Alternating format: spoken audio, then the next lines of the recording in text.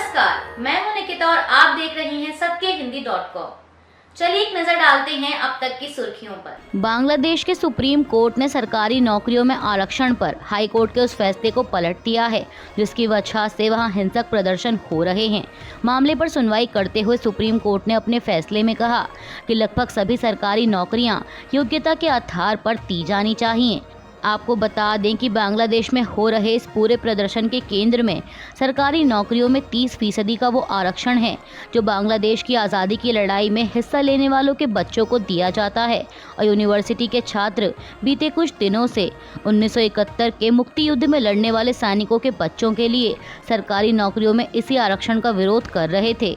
बता दें कि 1971 में पाकिस्तान से आज़ादी की जंग लड़ने वालों को यहाँ मुक्ति योद्धा कहा जाता है।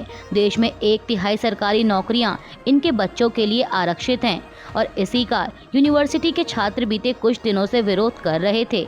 आंदोलनकारियों की मांग है कि सरकारी नौकरियों में आरक्षण रद्द कर सिर्फ पिछड़ी जातियों के लिए अधिकतम 5% आरक्षण जारी रखते हुए आरक्षण व्यवस्था में संशोधन किया जाए। इसके साथ ही आपको बता दें कि बांग्लादेश में हुई इन हिंसक झड़पों में अब तक 110 लोगों की मौत हो चुकी है, जिसके बाद इन हिंसक झड़पों को देखते हुए सरकार ने शुक्रवार की रात ही कर्फ्यू लगा दिया था। कांवड़ यात्रा रूट पर नेम प्लेट लगाने के मामले को लेकर एनडीए के सहयोगी राष्ट्रीय लोकदल के अध्यक्ष जयंत चौधरी ने अब भाजपा को नसीहत दे डाली है। उन्होंने कहा है कि सरकार ने यह फैसला ज़्यादा सोच समझकर नहीं लिया, अब फैसला ले लिया तो उस पर टिक रहे हैं। अभी भी समय है, वापस हो जाना चाहिए या इस पर ज़्यादा जोर नहीं दिया जाना चाहिए।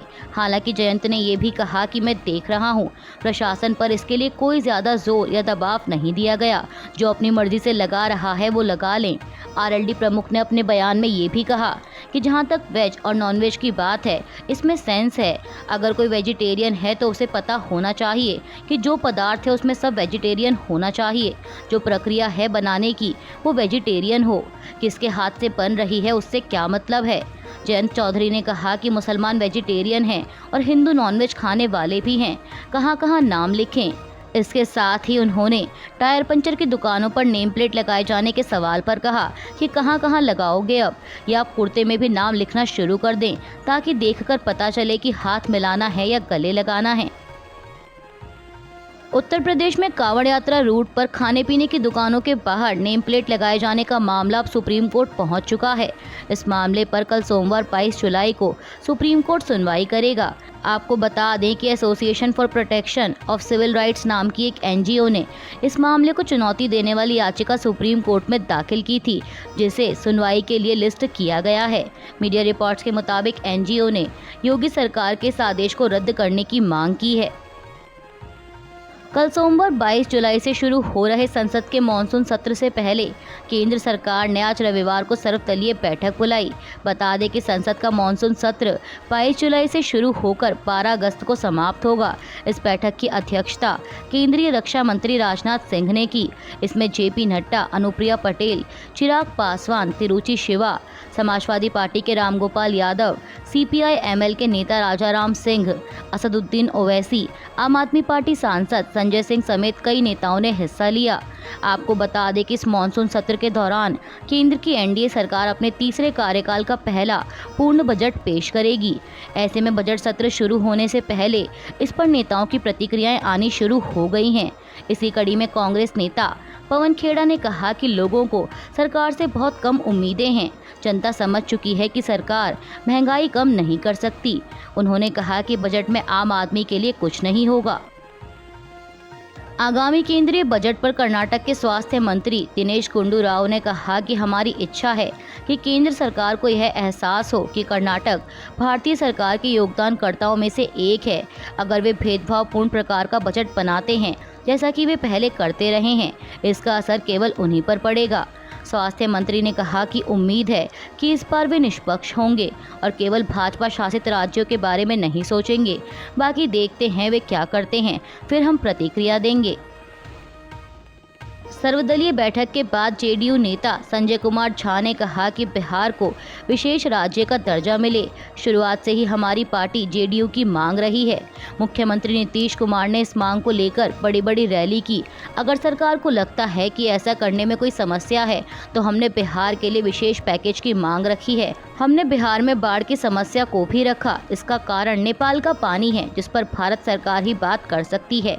जेडीयू नेता ने कहा कि यही दो मुख्य मुद्दे हमने उठाए हैं।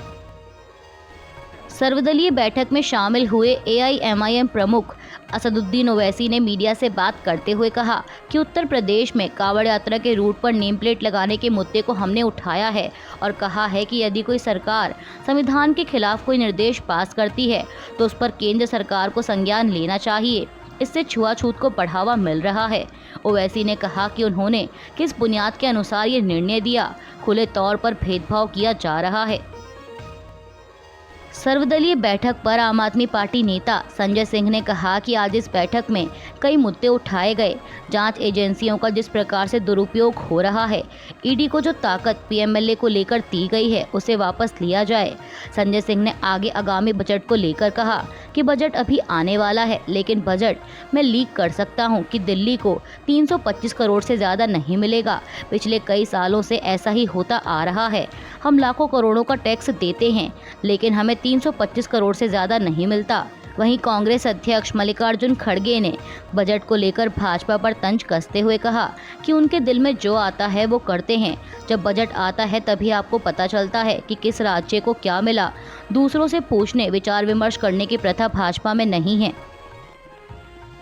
मॉनसून सत्र से पहले आज रविवार को हुई सर्वदलीय बैठक में शामिल हुए डीएमके नेता तिरुचि शिवा ने कहा कि इस बैठक की अध्यक्षता प्रधानमंत्री को करनी चाहिए थी, लेकिन वे नहीं आए।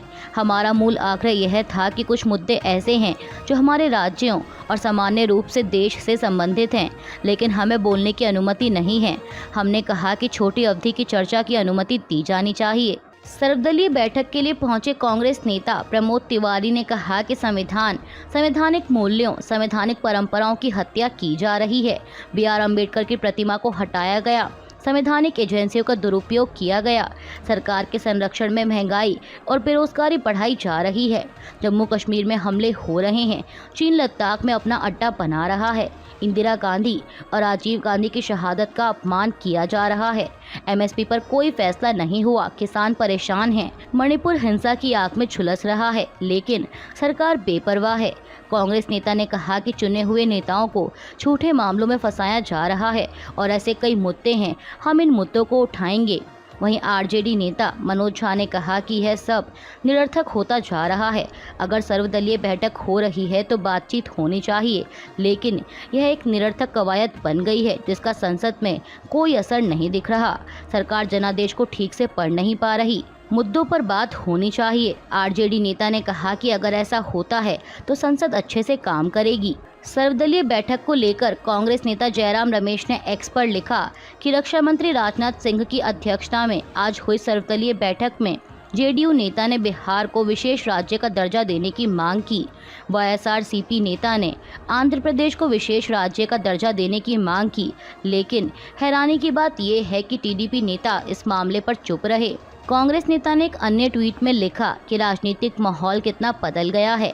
सर्वदलीय बैठक में बीजेडी नेता ने रक्षा मंत्री और बीजेपी अध्यक्ष जेपी नड्डा को याद दिलाया कि ओडिशा में 2014 के विधानसभा चुनावों के लिए बीजेपी के घोषणा पत्र में राज्य को विशेष राज्य का दर्जा देने का वादा किया गया था।